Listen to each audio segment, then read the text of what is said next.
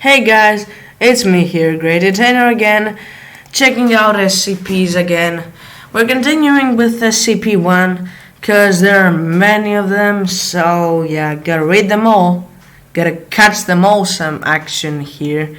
So, object class, safe. Why is it an SCP then? Whatever, it should be one of your tools. Maybe you should make one of SCP toolshed or something. I don't know. So, special containment procedures. It is to be kept locked and long all data pertaining to it inside of the primary archival vault on sublevel 1 of Site 10. The vault is a custom manufactured reinforced concrete and steel vertical octagonist prism. So, it is among the safest artifacts in the Foundation possession, and these measures are primarily intended to prevent theft. So yeah, description. It's a smooth black, perfectly ellipsoidal onyx gemstone with a mottled white pattern wrapped around its exterior, encompassing its equator on both poles. It is a complex and layered fractal filling the gold metal, whatever. The gold is sculpted into broad strokes, so there's no picture, but whatever. Into many, whatever. Well, it's golden metal, a gold. So it basically describes. Wait a minute. Let me read this real quick and say what it is. Near the North Pole. Yup. Also called the lock or singularity.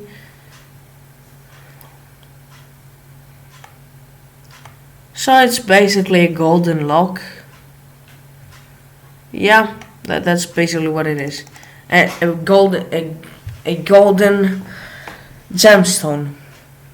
It emits a small quantity of thermal radiation in the microwave range. As a result, the gold thing it has a warm touch. The white mottled areas emit fractionally more radiation than the black onyx areas. Other than this, it is totally inert. It is opaque to all forms of electromagnetic and hard radiation, and so far indestructible. See the log for Project Pluto below.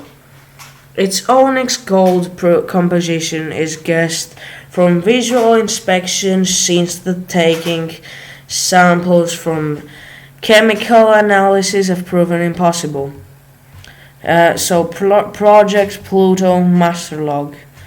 The following experiments have failed to open the SCP-001.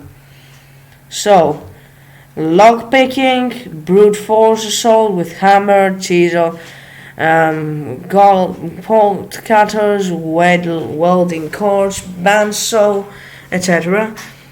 Sustained heating to 5,000 degrees centigrade and industrial furnace.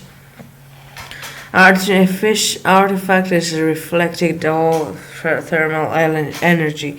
Did not increase its temperature. So, you basically used everything and it didn't open. So Project Pluto is to be terminated, said Dr. Hack. And then Dr. Mirsky is going there and being like, no, it's ongoing with full support of Foundation resources. SCP-001 accusing report. The earlier record of SCP-001 is in the handwritten journal of the minor Scottish aristocrat Sir Edwin Young, 3rd Baronet So, basically you're trying to open a lock which did nothing to you. Well, it's placed in semi-permanent display. In 2003, Foundation staff observed the mottled white patterns of its surface. So, microwave background. And as mapped by NASA's Wilson, so NASA is in this too. Why are you not telling this to us? Just kidding. There's a whole website for anyone to see. So research continues of Dr. Mirsky, Dr. Hack having recently left the foundation. So Young's journal also includes several detailed sketches of it. So, well, the key is in North Pole, apparently. Now, what do I say about this? I don't know. Why are you freaking... By the way, as happened before, SCP Foundation is secure, contain, protect. None of this is real. It's all fiction. Lots of writers came along and were like, why not make it? So, you see this warning? I'm gonna have cardiac arrest, followed by death. You have been warned. Look at this. Just kidding. Come on. Did you really think I would have a cardiac arrest? I don't die. Ha ha ha. So, from now, if you have seen the first video, there's a link in the description. The most realistic one of those is this, because it has many connections to other SCPs. So, we're basically scrolling down the SCP-001. It has loads of files, and maybe many of them are real. So this is another one. It is an 05 tale. Good evening. No, don't stand. Good evening, Doctor. It's a tale. Okay, guys, we're gonna be listening to a fairy tale. Yeah. Good evening, Doctor. No, don't stand up. And yes, I am who you think I am. Let's not make any more of this than it is. You know my number, and I know enough about you to make a duplicate that even your mother wouldn't be able to tell apart from the real you. No, that's not a threat. It's just a fact. No, that's not a fair threat. I will kill you and make a duplicate nobody will recognize. That's not a threat. That's weird. Now, as to my business here. It seems you have stumbled upon something above your clearance. Well, no, stumbled is not the right word. Dug up. Perhaps you are getting to the point where further digging would end in some fully lethal gunshot wounds. This would be a sad state of affairs, as you are otherwise quite a good researcher. Therefore, you are getting something very few people in the Foundation ever get: an explanation. Yeah, we were alerted that when you first started digging into SCP-001, every researcher who has been around for a while looks into it.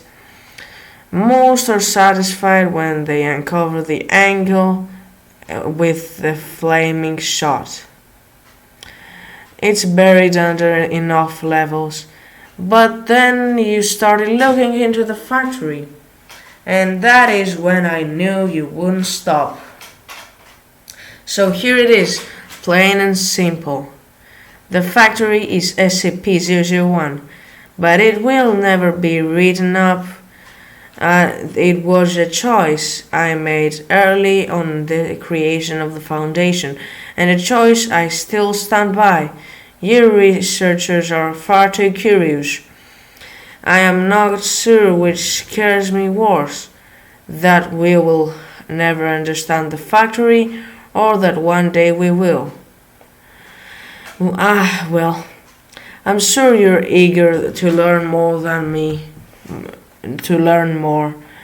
The factory was built in 1835, back when it was known as the Anderson Factory, named after James Anderson, a rather well-to-do industrialist.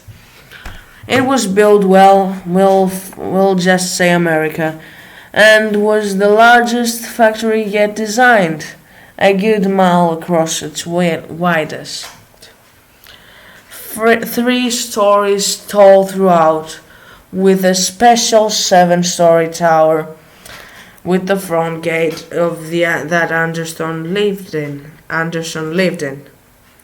It was designed to be the ultimate factory. Wait a minute.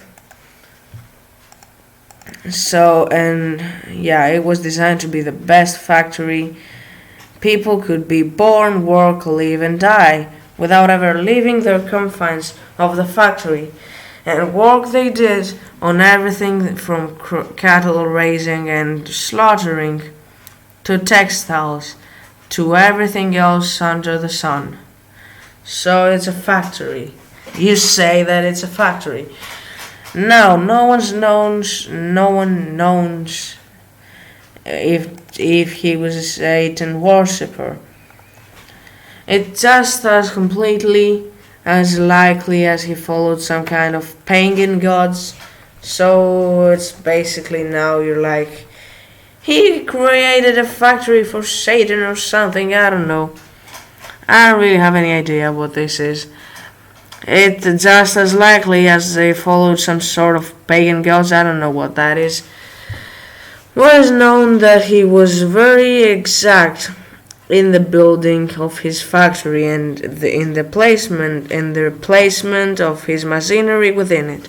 Survivors claimed the floor was engraved with arcane symbols that were only visible when blood flowed across them. But then they claimed a lot of things. What's known is that he made his money on the blood and sweat, and sometimes body parts of the lower class. His journals indicate he thought of them as less than human, being put on this earth only to serve his will. Of course, at that time, no one really knew about his predilections, so people flocked at the factory, a place to both work, live, and at the same time. Of course, people wanted in. Never mind the harsh hours, working conditions, sadistic security forces, and the rest. Factory workers were forced to work 16-hour days, work only shutting down on Sundays between sunrise and sunset.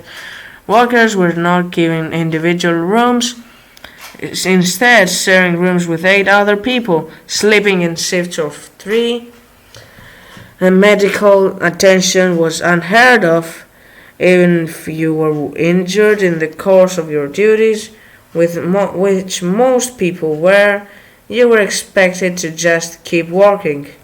Anyone too injured was dragged off by the security, never to be heard of again. For 40 years, it was cranked out all sorts of things for people. Meat, clothes, weapons, never mind that the beef might be mixed with human. Don't care that the weapons were forged in blood. No attention need the pain. God, the pain that the clothes were dyed in. The paint, yeah, you get the idea. Rumors leaked out, but the products were so good, why bother? Until someone got out. I never met the brave soul who managed to escape, but she managed to meet with President Grant and In 1875, he enlisted in my aid. At the time I was, well, it doesn't matter. We'll say I was military kind of, and that my people were the same. 150 good men and some few women, who were often given jobs that weren't supposed to be common knowledge. We'd been cleaning out some Confederation holdouts and some of the worst things found on the South. So we did some search and didn't like what we saw. We went in loaded for beer. Why do you always want beer? People are suffering and you are thinking of beer? Well, this is anyways fake, so who cares? I don't actually remember much about the night it all went down. Most of it blends together in my head. I get flashes sometimes of the people chained to the line, living next to the dead and damned. Hard to tell which was which. Children working underneath machines, the majority of flesh scored from their bones by the great wheels and the cogs and other things. No, I'm alright. I haven't thought about it that night for a long time. The security force wasn't much of a problem, but the Anderson's creations showed up. He had been taking the injured workers and, well, experimenting on them, men if you could call them, with multiple arms sewn together, some of them combined with animals, horrible monstrosities, whatever, and out of mankind's worst nightmares. They kept coming, wave after wave, of not quite living creatures. I lost a lot of good people that night, and then we found his breeding pits, girls and as young as 8, chained to the walls, forced to be nothing more than, well, whatever. I'm sorry. Even today, more than a century later, century, the memory makes me see red. When we finally found Anderson cowering in his office, we hung him from his towel window with his own entries as he died. He laughed, saying it didn't matter, we could kill him, but the factory would go on. He was still laughing 24 hours later when we finally cut him down, had him drawn and quartered, then burned in the remains. The entire time he uttered blasphemies that I don't like to think about. Really? You see, somebody has killed so many people, and you're like, he said bad words, I don't want to think about that. You see, he killed people. Well, I think that's what you should do to him. Burn him and destroy everything. Cut him into pieces. Attack. I don't want to think about the blasphemies. He killed many people. The blasphemies are worse. He said the bad word. Oh my god. Well, let's continue. We spent a week cleaning the place out, freeing the workers, putting down the things we found in the basement and many lightless rooms. We pulled out things that were useful, stuck them in a house near the gate, tried to make sense of everything. 151 of us went into that hell pit that night, and only 93 came out. By the end of that week, we were down to 71. But the amazing things we found there, oh God. Well, you've been with this foundation for a while. They wouldn't seem as amazing to you. but we found toy guns that shot real good bullets. What? Toy guns that shot real bullets? A yo-yo that would flay skin from anyone it touched. Hammers that only worked on human flesh. A breed of skeletal horse that ran faster than anything we had seen. Cloaks that seemed woven from the night itself and let men access a shadowy dimension that I get away from myself. We found tools both wondrous and horrible, and we were faced with a choice. I gathered my highest ranking, well, we'll call them officers to me, and tried to figure out what was that we would do. They all had options. The chaplain, he had gone a little crazed. Thought all of these must be miracles sent from God. Really? Whatever. Holy relics to be worshipped. God, we must worship the crazy yo-yo, and the toy gun that shoots real bullets, and the weird cloak. God, all worship them. Well, that's the weirdest thing, whatever. But yeah, let's continue. There was Marshall and his little toady dogkings thought there was a fortune to be made here, making and selling these things to the highest bidder. The engine we all called Bass, due to his deep speaking voice. He called these things an abomination, and declared that we should hunt down and destroy everything we can find. And Smith thought we should take this stuff back to the president. You see, take them to the president. He'll know what to do them, or burn them. These are the two things you do. Now, which one of them is better? They're both the same. Wait a minute. I've been recording for 20 minutes. Well, so we should use this, and yeah, take them to the president. So the only one of the without an opinion was the old man. But we never said much of anything anyways. We argued for hours, days, trying to work it out. I thought we were sitting in a gold mine. Alright, but that we used these objects to hunt down some scary things we had run into.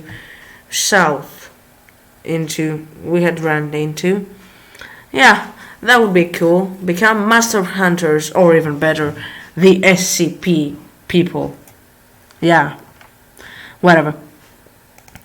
We could use these objects, to hunt down some of the scary things we would run into down south, and the other monsters this world had to offer, and use this factory for good as a place to contain these things. Find a way to make them work for our fellow man, or at least protect our fellow man from having to deal with them. To secure, contain, and protect. Yeah, the way everything started. Oh my god, the way everything started. The SCP-1. I'm sure you can figure out what happened.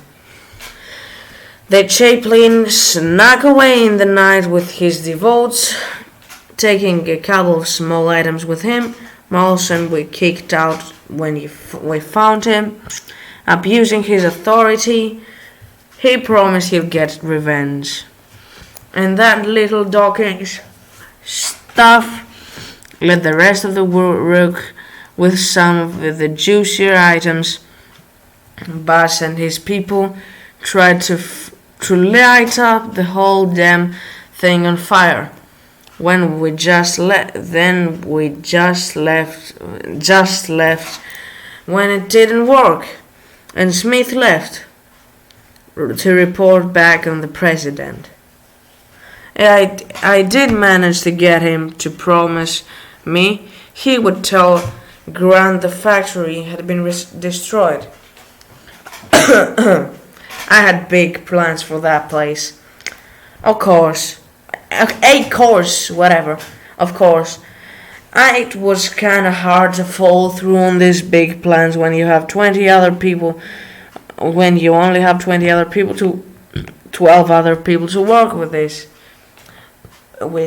but it was a start, and it worked for me for a while.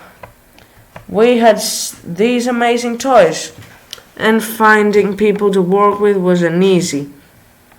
But then, going off the grid was as simple as leaving town. We knew what we wanted. We knew what we could be. So yeah, it was basically 11 essentials set out as backing. So basically, then everything started. They would go get people, and you see, I'm kind of tired. So we were amazing. The city we built around the factory, which we took to the calling site Alpha, was self-supporting. Agents, researchers, and operatives in all sorts, not by those names, of course, but those positions we expanded. I'm sorry I'm an old man. I know I do not look it, but the body lies. The mind doesn't always remember right. And sometimes I'll get lost in my memories, things get confused. So basically it continues. After a decade we were pretty organized. 13 originals were being called by numbers, not names. We knew how to make things work. And if a thing or two vanished inside of the factory, still, and the occasional D-class. What? Yes, we had D-class back then. Disposables that where the D comes from. We had to have someone test things on. We had to have someone to test things on. Tesla and Tam were both very firm about that. But yes, sometimes we lost people who didn't matter. And I'm sorry, Dr. Bright was fond of saying it. It was the factory taking its toll. You can't get something for nothing. 1911. Oh God, my freaking tongue is so tired. What can I do? It was when all went wrong. Things, we call them fairies, an entire race of things living beside us. They could look the same as you or I. The obvious difference was allergy to iron. Yeah, that's why we call them fairies. Fairies, whatever. No, you haven't heard of them? Why? 'Cause it's the one time the Foundation wiped out an entire race of things. Oh, so they wiped out everything. Root and branch. And I'm the only one who did it. I'm the one who did it. Whatever. We had been hunting them for some time. We'd run into them a time or two before, come out on top. So that when a certain royal asked us to help, of course, we're eager to get them in our debt. Always loved having people in our debt. We sent a team to help out, take care of them, and there was a hunting party. The next time we saw them, their heads were in poles attached them to the saddles of the creatures the fairies rode. when they attacked the factory. It was horrible, 3 words, but they convey so much.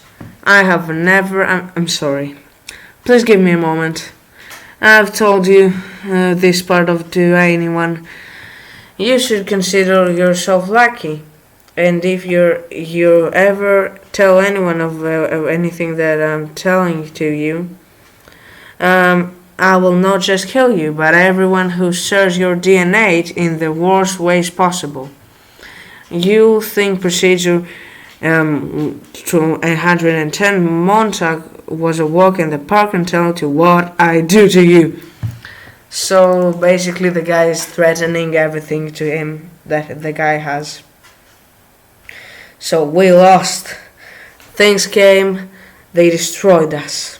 Rode over to our emplacements, slaughtered our people, straggled off weapons like they were nothing. Well, I watched my 13 go down left and right, just trying to hold the factory, and I, their leader, their friend, their father figure, godfather to the bride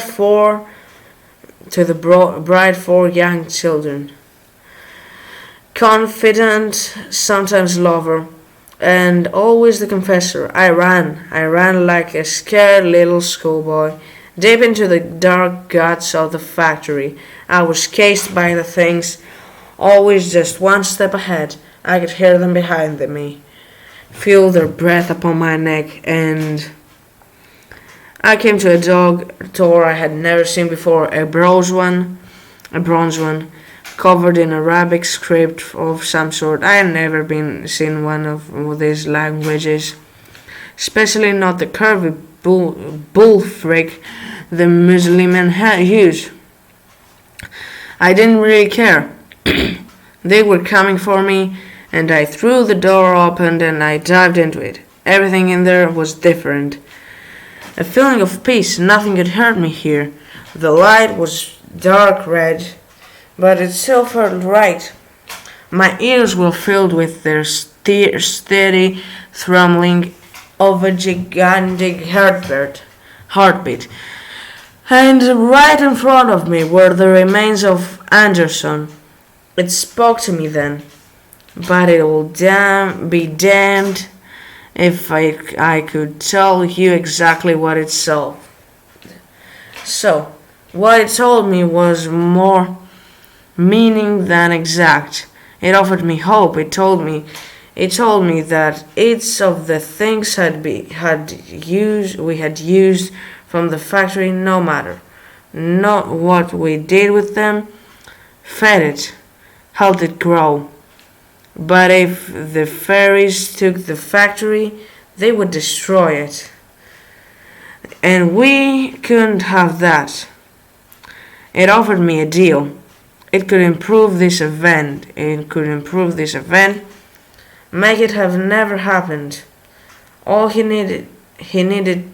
needed to give was us. I didn't want to.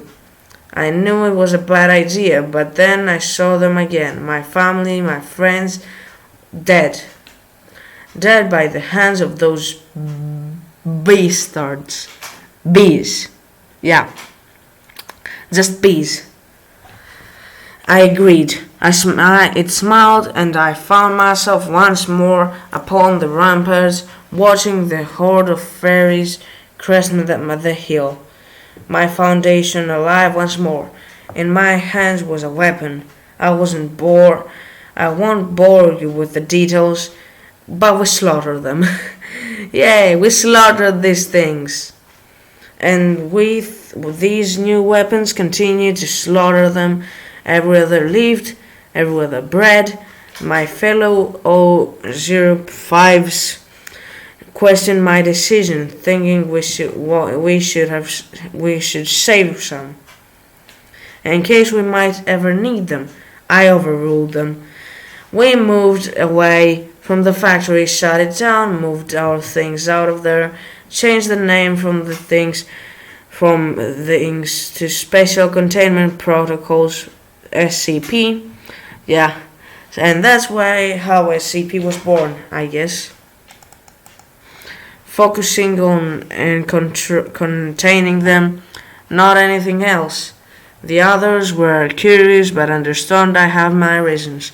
Boarded up the factory, locked it shut, buried it under a ton of rubble, saying it was too dangerous. I thought I had gotten away with it, until I found one thing on my desk. One of the old toy guns that shot real bullets, and it had the factory label on it. I've sent people in from time to time to see what it might be doing. The last time I sent people in to look, there was nothing there. We keep finding factory items out here. I can't help but think of how many more we don't find. People who use them and keep them hidden. I think back to the body telling me how each atom used to give energy to the factory. I never asked it energy for what. I don't think so. I don't think I want to know. What do we give it? D class, mostly. Where did you think all those bodies went? There's a place. Bodies are left and they vanish. Everyone thinks I'm a genius for figuring it out. Sometimes I have to feed it other things. Researchers, agents, they never know it's coming. It just reaches out and takes them. But in the end, we're doing more good by being here. Whatever the factory wants, whatever it is, we're doing good here. I have to believe that. And now you know. Are you happy? I didn't think so. Why tell you, I'm getting old, Everett. Should I die? Someone will have to keep feeding it. Maybe you'll be different. Maybe you'll figure out how to stand up to it. But adopt it. Oh, that's a cool story. So, basically, the factory is eating people. Yeah. So that's it for today's video. I hope you enjoyed it. If you did, smash the like button. And I'll see you dudes in another video. Peace out. Like, share, and subscribe, and don't mess with SCPs, guys. They're dangerous.